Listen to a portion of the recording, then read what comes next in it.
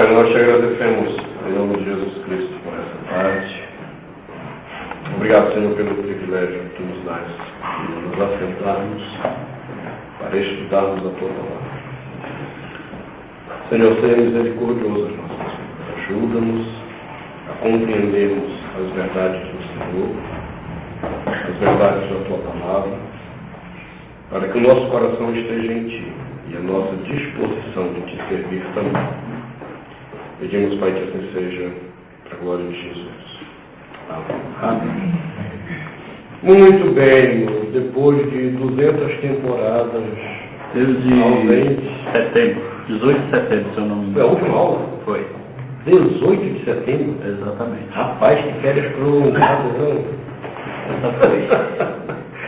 Estamos de volta com os nossos estudos dominicais e parece que nós não terminamos a questão da economia trinitária, né? Apenas recapitulando rapidamente para a gente o que é a economia trinitária. Nós vimos no estudo sobre Deus, o ser de Deus, que Deus é um Deus triuno. Você não tem como fugir dessa questão bíblica. Ainda que você não encontre essa palavra na Bíblia, a descrição trinitária está lá.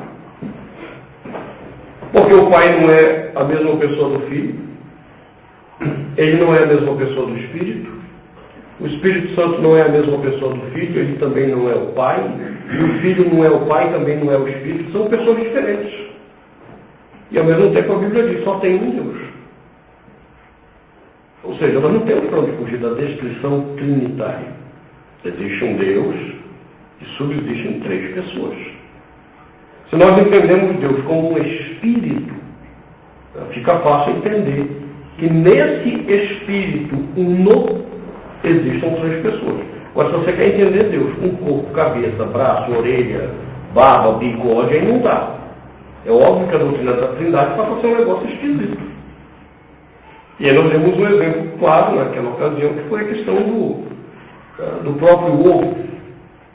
O ovo é uma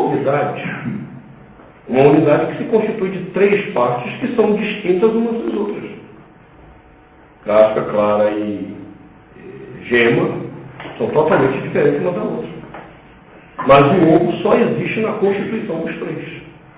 Não, a Trindade só existe na constituição do Pai, do Filho e do Espírito Santo. Do contrário, a divindade não existiria.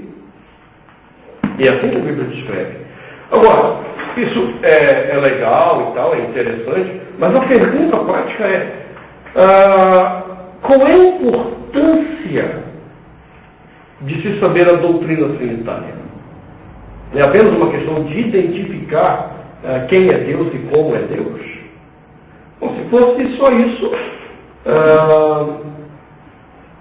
seria apenas um exercício da razão. E mesmo assim a razão estaria limitada.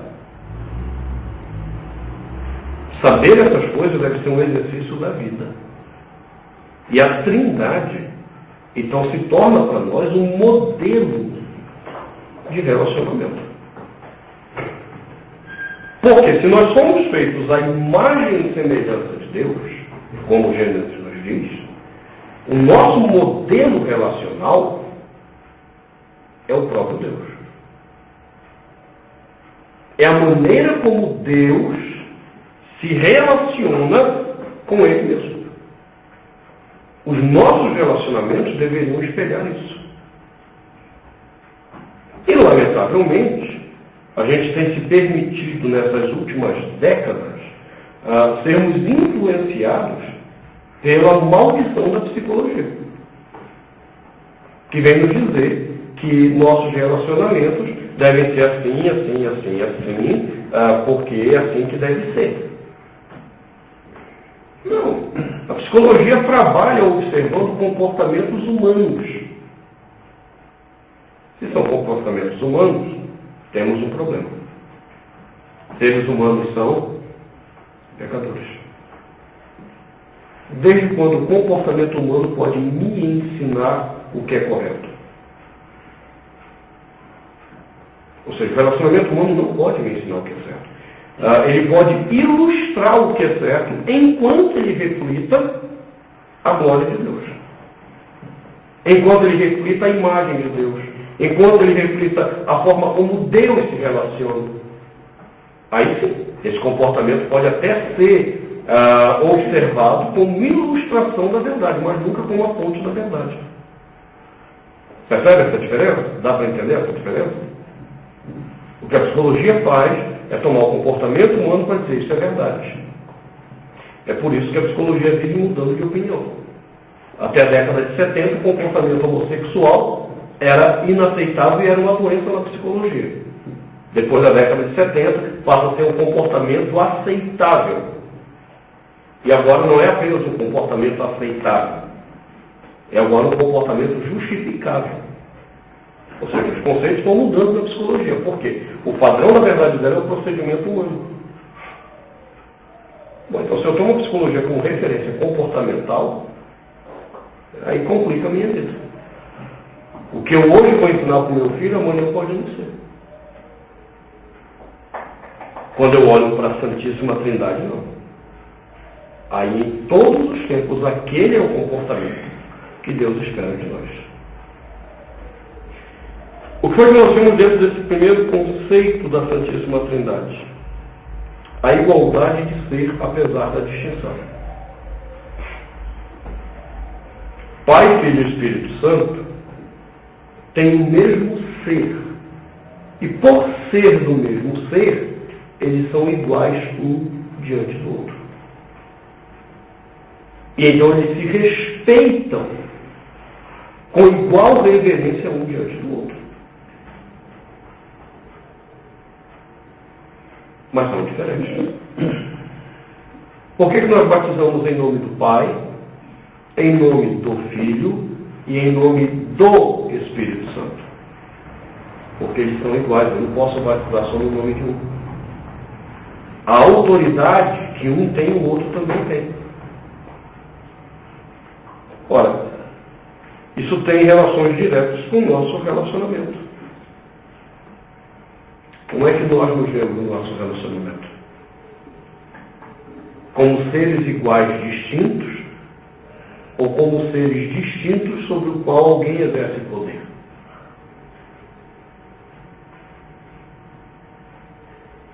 Compreende essa distinção?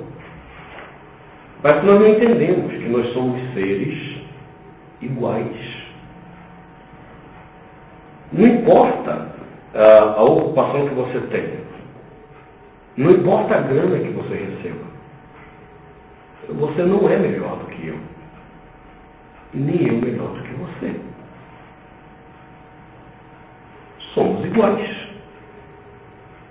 E deveríamos ter respeito mútuo uns com os outros. Pela igualdade do ser. E aí o Dejaci nos lembrou domingo a história que eu contei para ele de João Calvino, que vai ser uma história muito marcante. Quando Calvino começa a revolução social de Genebra, uma das coisas que ele luta com o consistório, que era tipo a Câmara de Deputados deles lá, era a necessidade de coleta de lixo para todos. A coleta de lixo era só para ricos em Genebra. Os pobres moravam na periferia e que se lascasse com o seu lixo para lá. É por isso que a periferia era fétida. Era um cheiro horroroso. Muito bem, então Calvino, partindo da igualdade do ser, ele estabelece a coleta de lixo para toda a cidade. Só isso? Não. Ele luta por bons salários para todo trabalhador. E ele consegue bons salários para os lixeiros. Mas mesmo assim são salários menores do que os dos seus patrões. E quando eles vão começar a coleta, Calvino vai instruí-los dizendo que aquilo que eles estavam fazendo deveria ser entendido como algo para a glória de Deus. Veja bem, catar lixo para a glória de Deus. Porque eles estavam ajudando a termos a manutenção da criação de Deus. Segundo, eles estavam ajudando na saúde do seu semelhante. Então Deus seria honrado nisso. E Calvino nos elogia pelo trabalho que vão fazer. Os parabeniza e diz a eles que gostaria de pagar um salário maior, porque o que eles estavam fazendo era digno. Como é que nós vemos os garis de hoje? Boris Casoy, aquela do Boris Casoy, cara, acabou para mim o Boris Casoy. Acabou. Vocês viram lá, tem 2 anos atrás, na véspera de Natal, então já fez 1 ano, na verdade, agora. 1 ano atrás,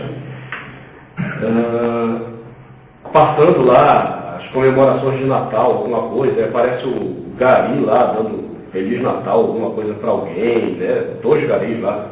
Tu lembra bem a cena? E aí quando fizeram o corte, alguém não fechou as câmeras, esqueceu o áudio e pegou o Boris Casoy falando alguma coisa, eu não lembro toda a fala. A escolha do mundo. Dizendo que agora foi, dando Feliz Natal, a escolha do mundo, o lixeiro. A última classe na escala de trabalho social.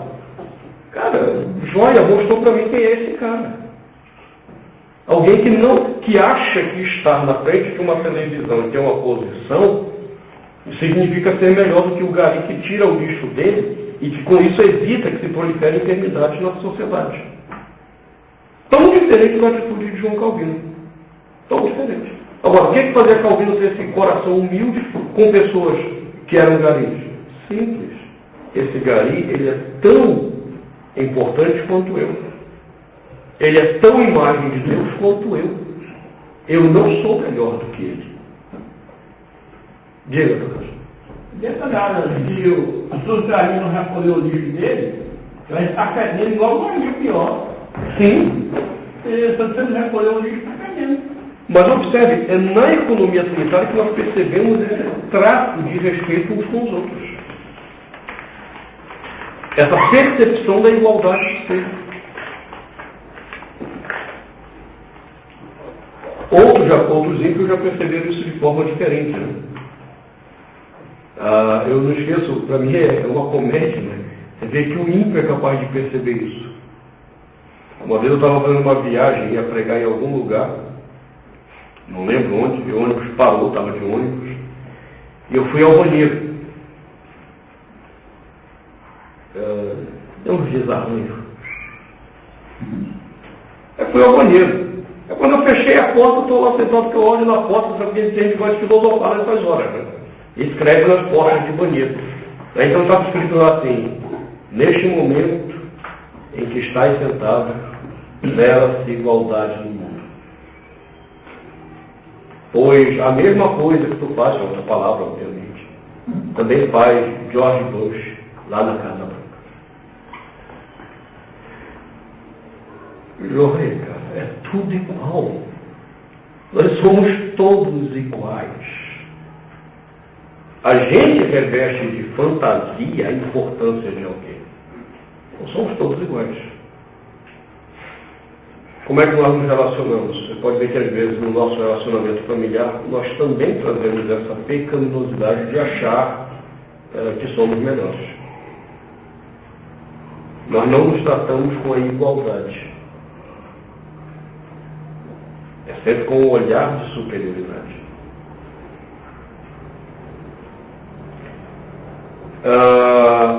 Mas nós vimos uma outra questão na economia sanitária. Ainda que haja igualdade na distinção, há distinção. Há distinção.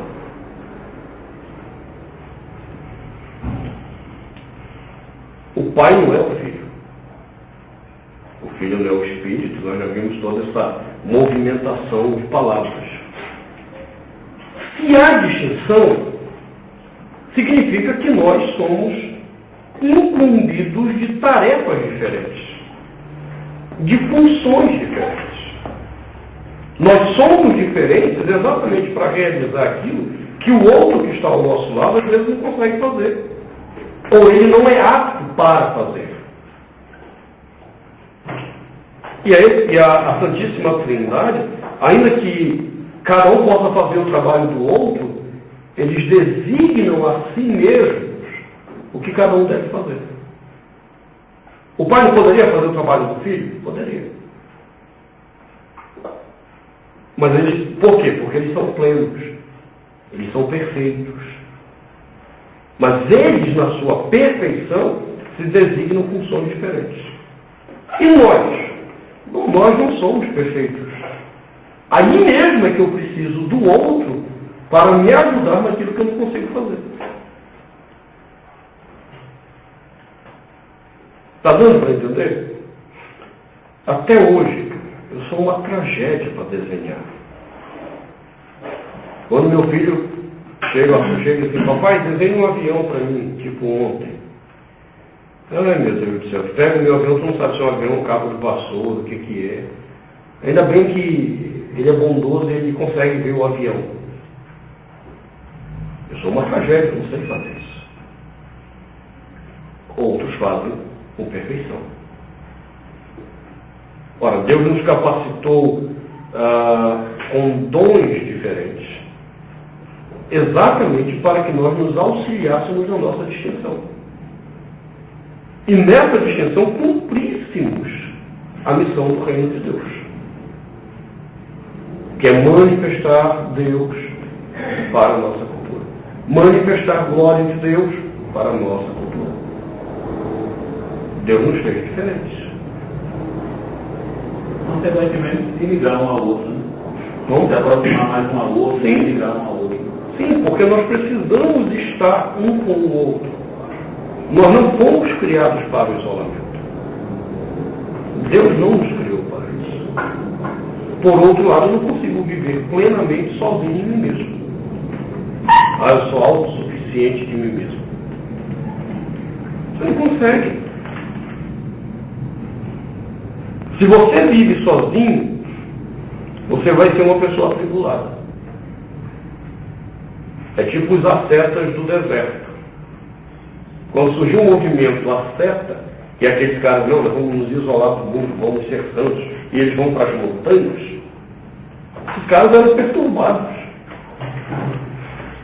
O que a gente conhece deles por alguns escritos aí que sobreviveram, ou por alguns escritos de pais da igreja que nos falavam desse movimento, os caras viam demônios, ouviam vozes, tinham visão de tudo que é coisa, porque eles viviam sozinhos, há necessidade de se relacionar. Se nós somos imagem de Deus, e Deus é um ser trinitário que se relaciona, eu tenho a necessidade de relacionamento. O isolamento me perturba. Eu fico perturbado. Se por outro lado, eu não quero entrar em relacionamentos sérios, mas também não quero me isolar, eu não quero me isolar, mas eu também não quero me relacionar seriamente com alguém. O que acontece comigo? Eu caio na promiscuidade. O que me denigre tanto quanto o ascetismo. Nós precisamos nos relacionar agora. Além da igualdade do ser no relacionamento, eu preciso entender a distinção do ser. É por isso que Paulo usa uma expressão que eu acho muito interessante, falando especificamente dessa questão do relacionamento conjugal, Colossenses.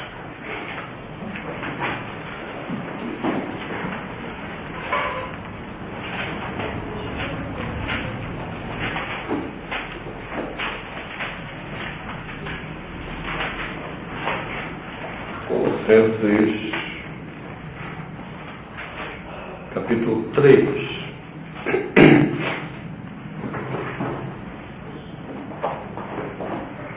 A partir do versículo 18,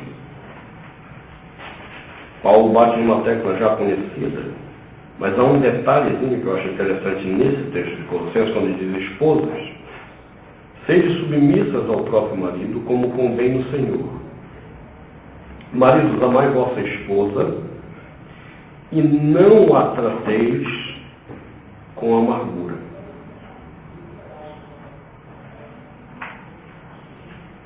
Por quê? Por que essa palavra é dada aos homens e não às mulheres? Por que ele diz que o homem não deve tratar a mulher com amargura? Não. É a natureza do ser. O homem foi feito do quê? Pó da terra. Ele nasce da terra. Ele nasce bruto. A mulher é feita do quê? Do homem. Uma parte sensível do homem e é criada dentro do jardim. O homem é criado para cultivar o jardim e a mulher é criada dentro do jardim. Ela é criada de forma sensível. Então ela se amargura mais facilmente. E vocês que são mulheres sabem disso. Eles são amarguradas às vezes, que Deus me livre. Eles têm uma dificuldade para perdoar que Jesus Cristo. Fala mesmo para perdoar. Aí por...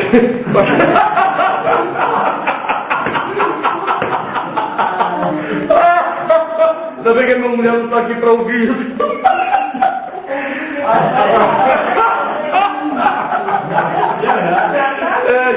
Só para ficar lá em cima.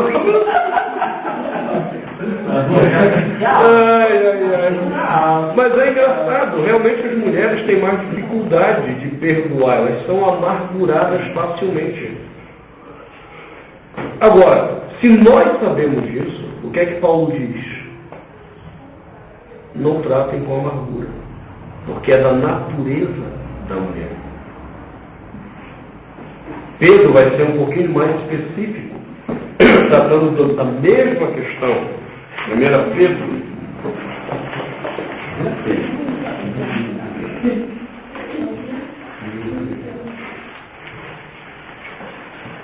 1 Pedro, também capítulo 3.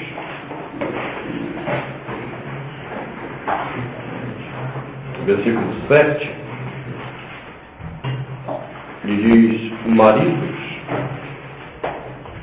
vós igualmente vivei a vida comum do lar. Essa aqui é uma outra coisa interessante. Por que ele não diz para a mulher, vós mulheres vivei a vida comum do trabalho do seu marido?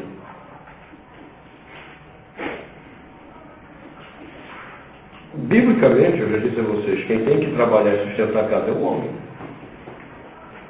Bom, Deus poderia ser mais leve e dizer assim, então mulheres, vocês participem também da vida comum do trabalho do seu marido.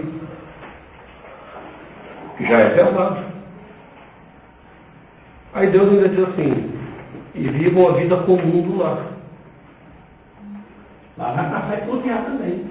Viver a vida comum do lar inclui exatamente auxiliar nas tarefas da casa ainda.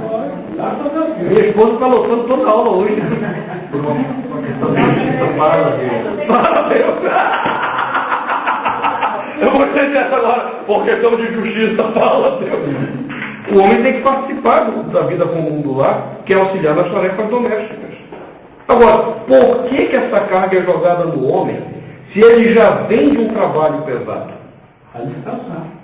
Pedro diz, logo em seguida, viver a vida comum do lar com discernimento e tendo consideração para com a vossa mulher com a parte mais frágil.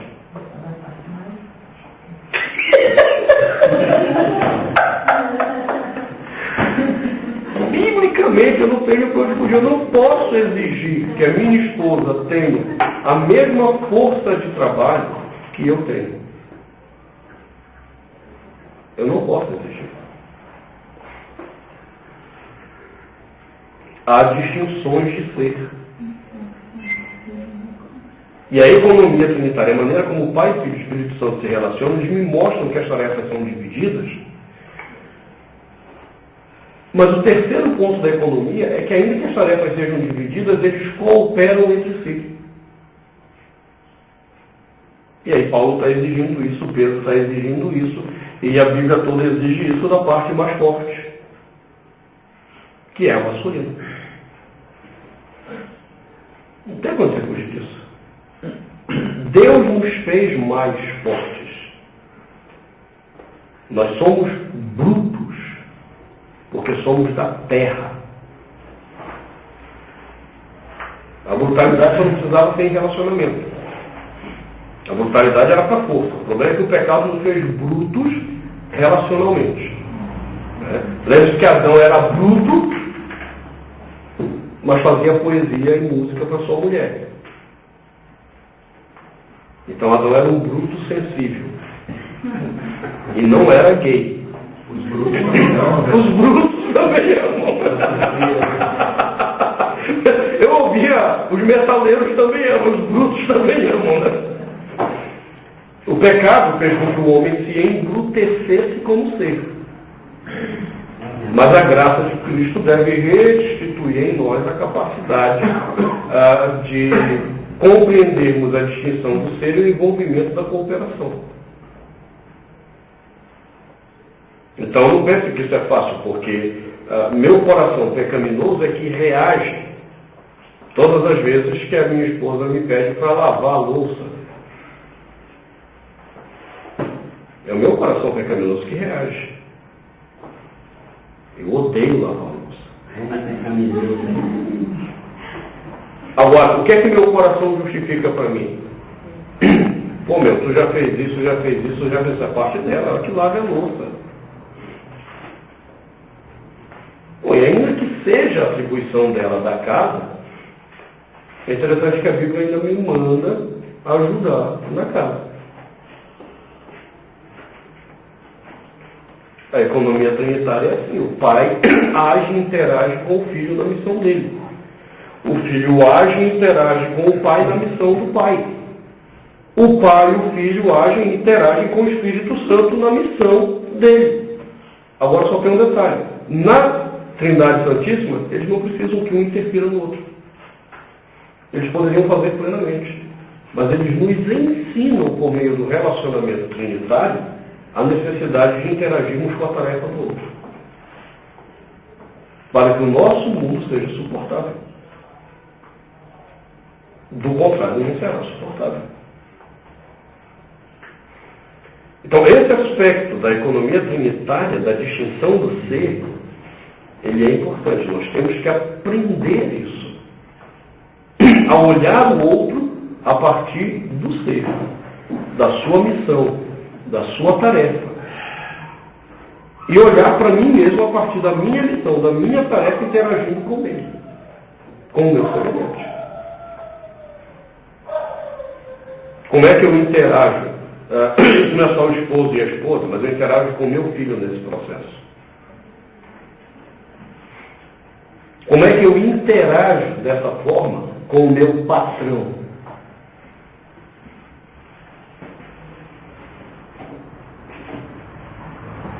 Percebe? Por que Paulo insiste que quando nós trabalhamos, nós devemos fazer o melhor, independente do patrão, porque nós fazemos para a glória de Deus? Bom, então você tem que interagir com o teu patrão. Ele pode não prestar, ele pode não poder, você vai fazer o melhor. Tem horas que não dá mais, você cai fora, mas você fez o melhor enquanto esteve lá. Há momentos que se tornam insustentáveis no nosso trabalho, a gente cai fora, mas fez o melhor enquanto esteve lá. Não é como aquele caso que o Zé já se contou aqui, do camarada que vai lá e começa a dar prejuízo. Não, isso não é inspirar modelo na economia trinitária. Nós nos relacionamos e interagimos, sabemos respeitar as distinções.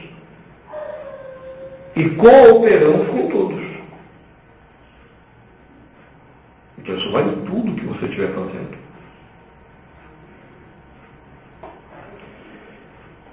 Até aí está tranquilo? Está dando para entender como o princípio da economia trinitária deve bagunçar na nossa cabeça? Eu não posso me relacionar com essa expressão, ela é até pecaminosa. Eu não posso me relacionar com o meu empregado. Empregado é expressão pecaminosa. Eu não posso me relacionar com o meu irmão ou o meu semelhante de forma opressiva ou opressora. Ainda que a minha função esteja acima da função dele. Eu sou o patrão, ele é o empregado, mas ambos interagimos para alguma coisa comum. E se é para a glória de Deus, é para a glória de Deus que interagimos no nosso trabalho. Sabemos as distinções, a natureza das funções, mas interagimos para a glória de Deus. Então, meu relacionamento no trabalho vai ser diferente. Sempre vai ser um relacionamento de respeito. E não é de respeito porque existe alguém acima de mim. É de respeito porque somos iguais, mas interagimos no mesmo propósito da glória de Deus com funções diferentes. É isso que a gente vê? Não. Agora a pergunta, é assim que você vive? Porque não ver isso, normal. É normal. Agora, não vivermos assim, isso não é normal.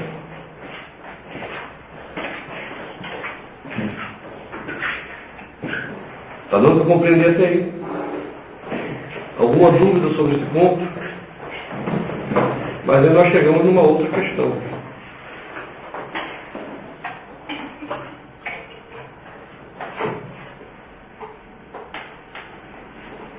Uma das coisas que nós aprendemos na encarnação de Jesus é a doutrina da subordinação do Filho ao Pai.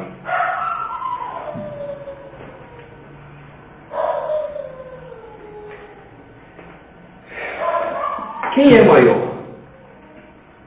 O Pai, o Filho ou o Espírito Santo? Eles são iguais? Joia, essa é a pergunta. Mas como explicamos então quando Jesus diz o Pai é maior do que eu? Em função da natureza humana, Nós podemos dizer isso, mas Jesus está falando com respeito ao ser. Ele compreende que o Pai é maior do que ele.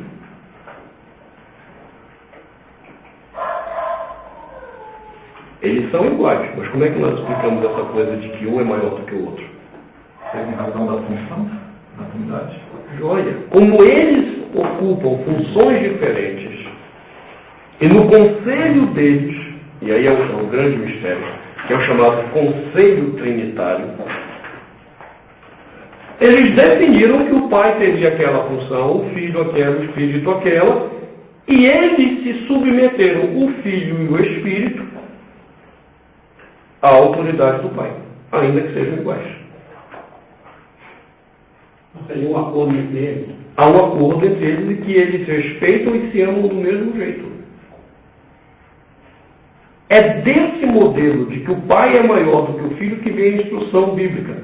Mulheres sejam submissas a seus maridos. Mas não empregado, só foi.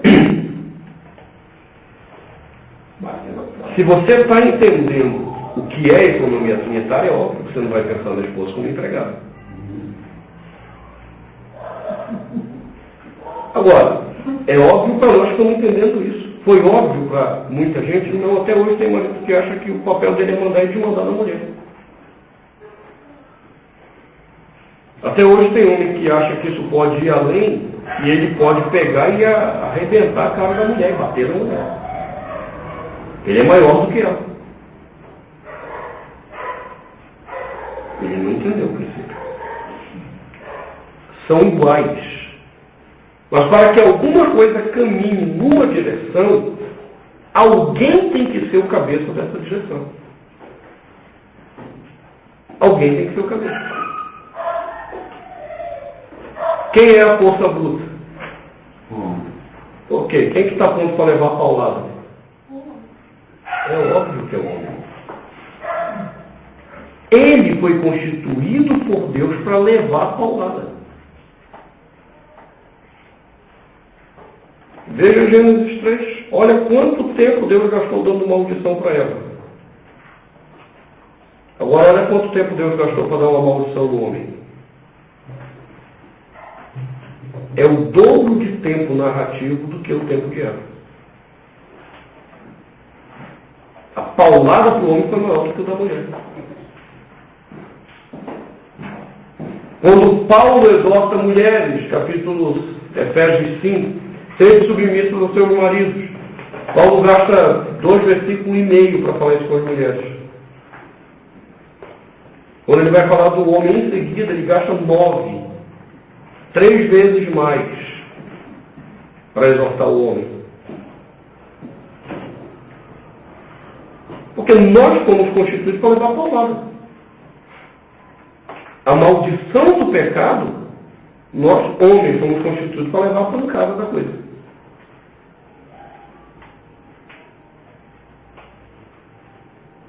O que é que cabe à mulher nesse processo? Se submeta, deixa seu marido levar a cacetada.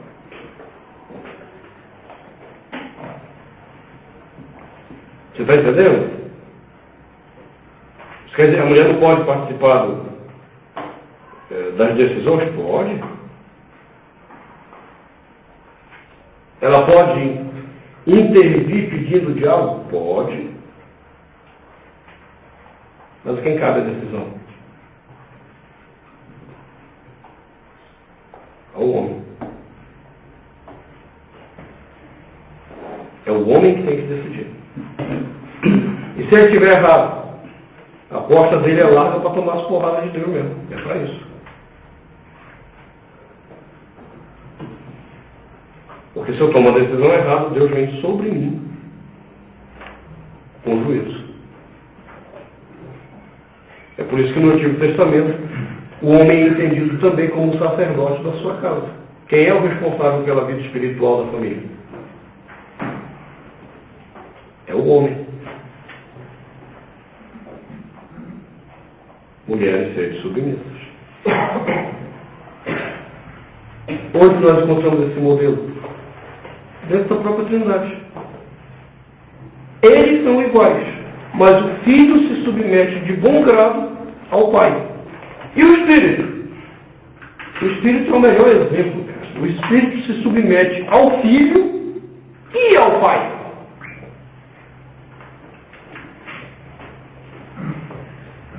Ele colocou 2 acima dele para mandar nele.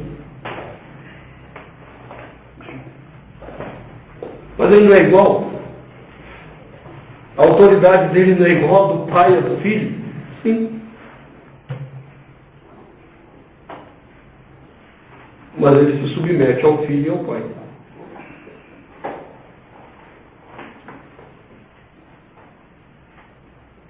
O que é que está por trás disso?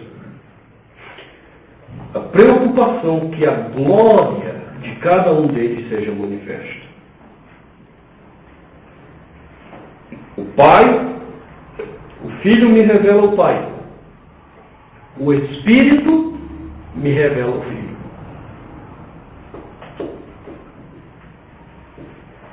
Não é assim que funciona? João 15, Jesus disse que ele veio para tornar conhecido Deus, o Deus verdadeiro. Ele quer revelar o Pai.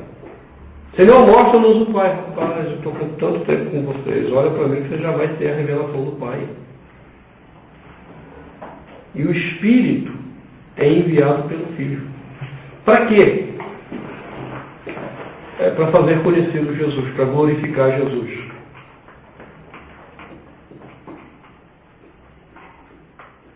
O que é que está por trás dessa questão, então? Que estar numa posição de liderança no nosso relacionamento não é algo que se faz para nós mesmos. É algo que se faz para que o outro seja revelado, para que o outro seja abençoado.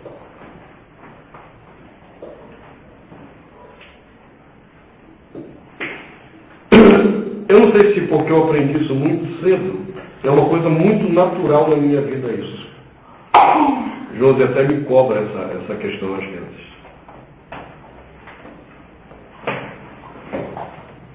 Mas eu trabalho, que nem um condenado às vezes. Deus sabe e vocês sabem que isso é verdade.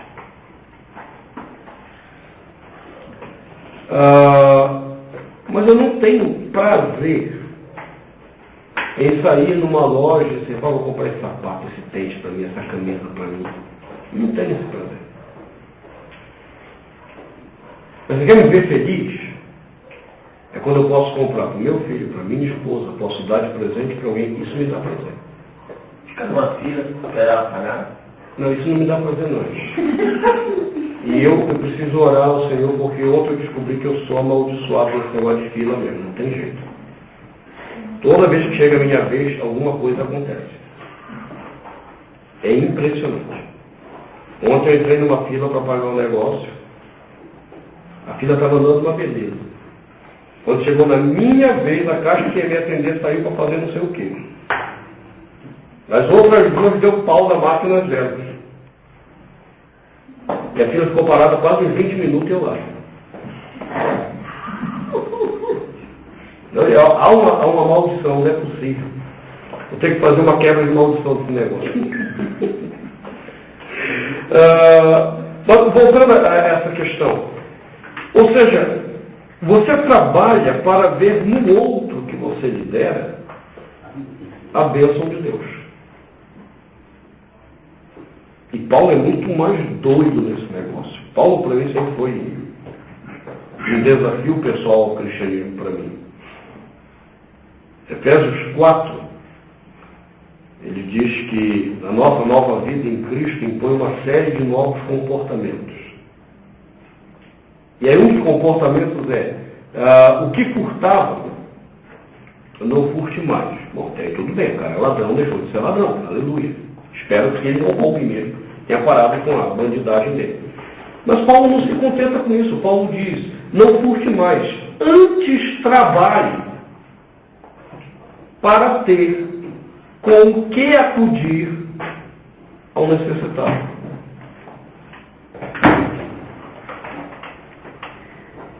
Para que a gente trabalha? Você está entendendo o negócio? É doido, cara. Onde que eu vejo esse modelo? De economia trinitária. Um trabalha para revelar o outro, não é para revelar a si mesmo. Cristo não está preocupado com a sua glória, mas com a glória do Pai. O Espírito não está preocupado com a sua glória, mas com a glória do Filho e com a glória do Pai. Por que nós estamos preocupados nos nossos relacionamentos? Com a glória de quem? Você pode ver, a maioria de briga entre casais está ligada à glória pessoal de cada um. E não à glória de Cristo. Nem a glória do Pai, nem do Espírito. São as nossas glórias, as nossas vaidades pessoais que foram atingidas. Aí a gente fica de bico.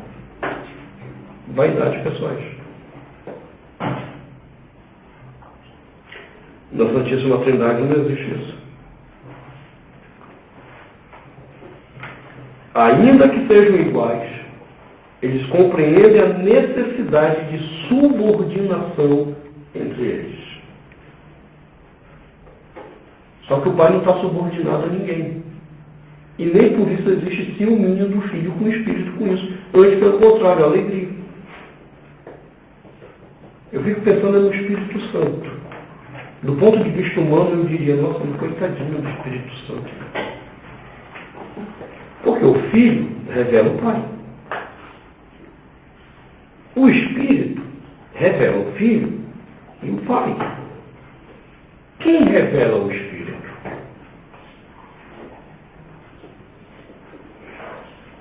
Ninguém. Fala.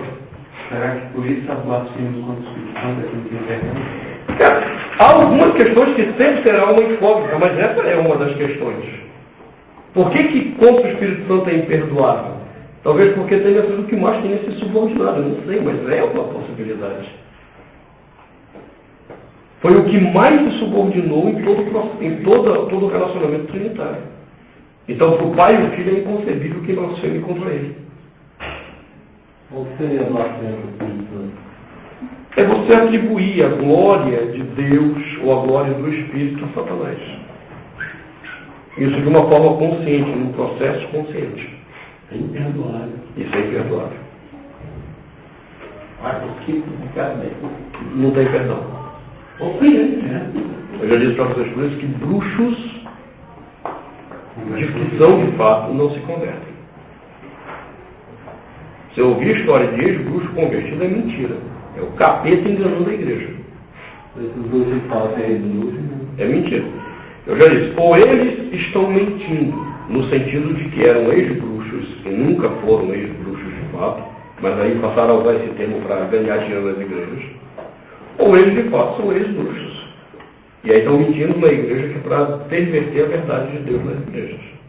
o cara que fez parte com Satanás Não, ele não pode ser salvo.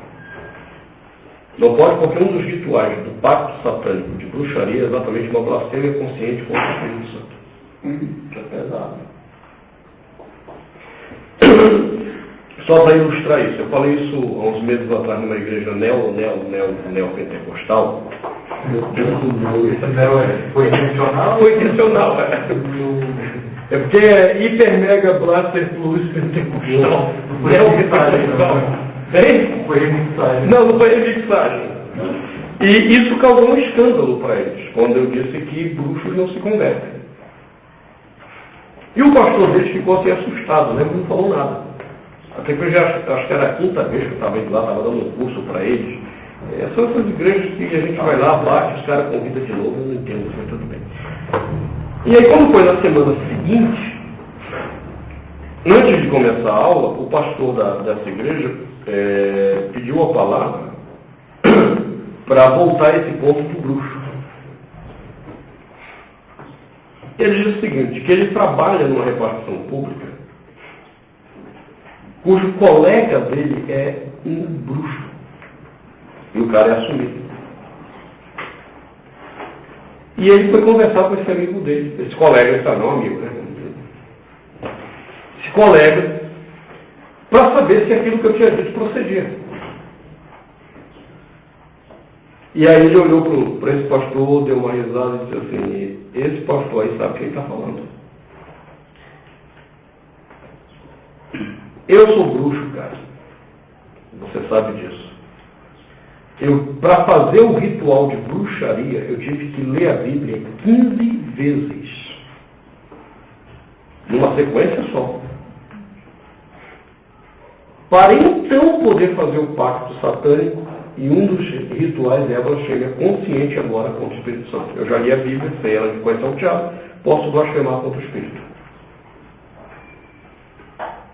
Jesus Cristo disse que não tem perdão para quem faz isso, como é que você quer acreditar que existe um ex-bruxo? Não tem essa história de satanista. Não, cara. Se ele foi satanista, não tem. Essa história de Daniel Mastral. Eu vou voltar àquela tecla. Eu quero acreditar que o Daniel Mastral está mentindo no sentido de que ele tenha sido satanista, porque isso dá ibope nas igrejas, um monte de convite de dinheiro. Mas se ele foi satanista de fato, né? você vai fazer o quê? Muito bem, então tirando essa divagação aí em virtude do Espírito Santo,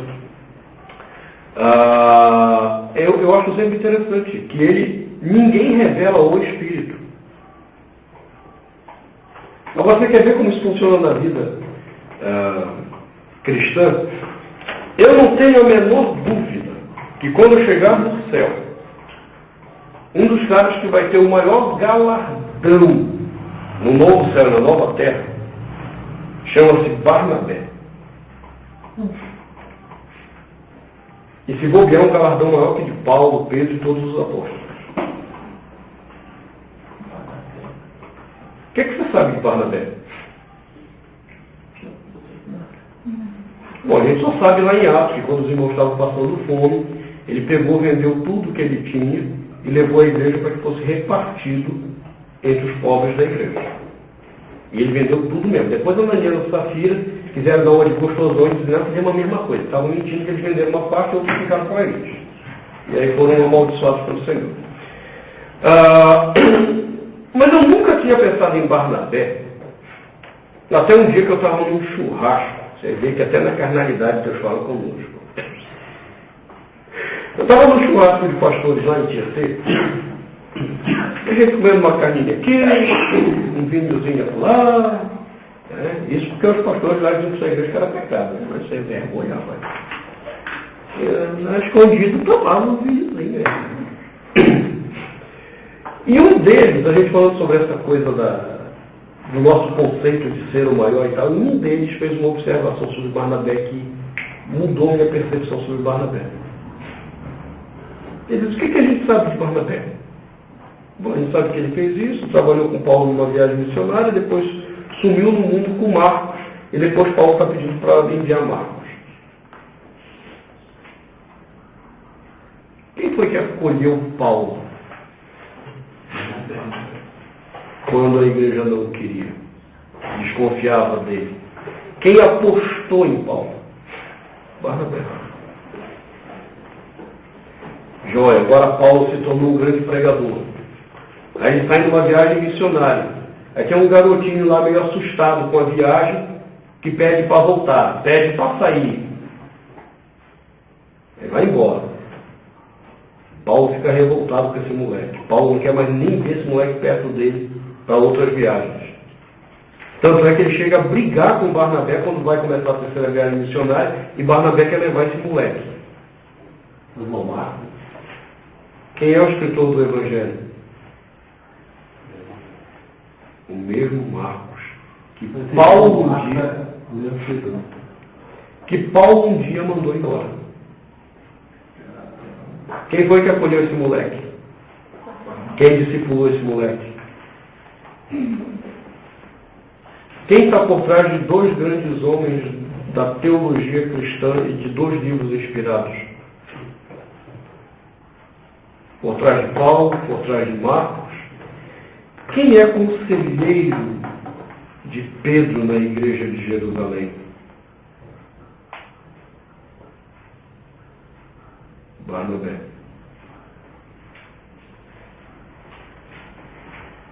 Até esse exato momento que eu falei para vocês de Barnabé, você já tinha percebido o Barnabé na Bíblia? Não tem que mudar de herói, né? Vai ter que mudar de herói. Ele está por trás, ele não tem um nome exaltado, não se tornou uma figura importante no cristianismo. Você sabe como foi que ele agiu? Como o Espírito Santo age, revelando outros, projetando outros, e nenhuma glória para si. É que se fala mais da sonegação de Ananias e Safira do que do próprio Barnabé, é verdade. Se fala mais da sonegação dos irmãos do que da atitude de Barnabé. O que Barnabé estava expressando para a gente? Economia trinitária. O cara que aprendeu a viver exatamente como a Trindade vive. Subordinação. Ele se subordina, apesar de ser igual, e no primeiro momento, apesar de ser superior. Porque é ele que vai acolher Paulo e discipular Paulo no primeiro momento. É ele que vai acolher Marcos e discipular Marcos no primeiro momento. E depois esse homem sai de cena. Nossos relacionamentos deveriam ser projetados assim.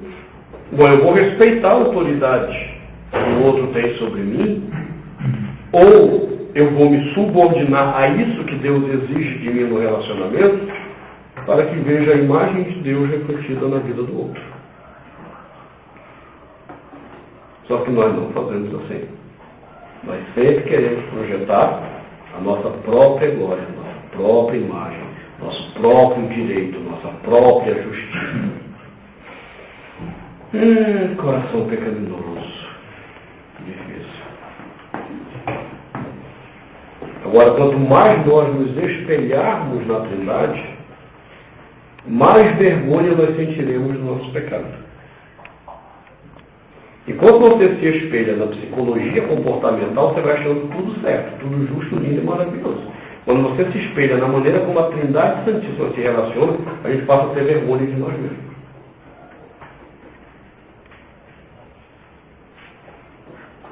E não é apenas dizer a Trindade Santíssima. A gente tem exemplos na Bíblia. Barnabé, Estevão, Posteriormente, o próprio Paulo teve que ser moído pelo Senhor. É interessante isso.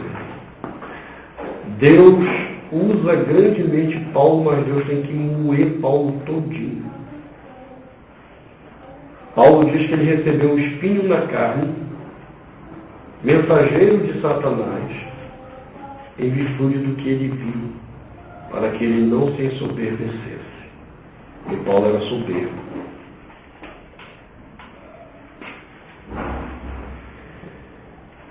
Como é que Paulo morre?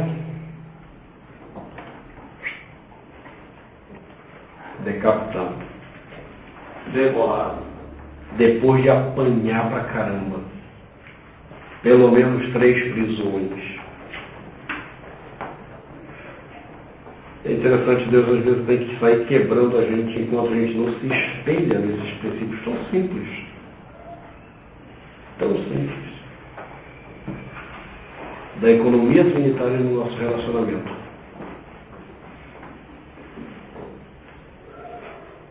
Eles são iguais, são diferentes, ocupam funções diferentes, mas se subordinam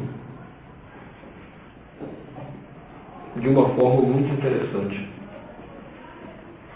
O filho está subordinado ao pai. E ele diz, a minha vontade é fazer a tua vontade. Cara, ele é o filho. Pai, afasta de mim esse cálice. Mas não se cumpra a minha vontade, pai. Ainda que eu queira tanto isso, cumpra-se a tua vontade. E eles são iguais. Ele poderia ter dito, não, rapaz, para esse negócio, vou fazer esse negócio. Deixa esses pecadores miseráveis lá cair para o inferno. Mas eles se subordinam.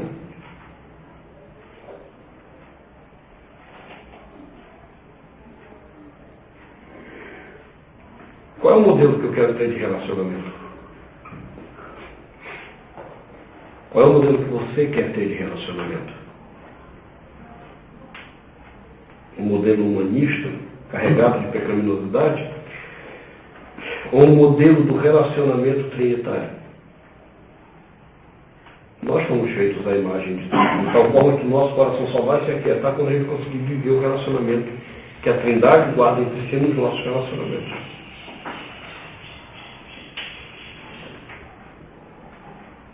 E aí nós temos que nos envergonhar todas as vezes que o nosso comportamento é puramente vaidade de vaidade. É o que mais acontece nos nossos relacionamentos, pura vaidade.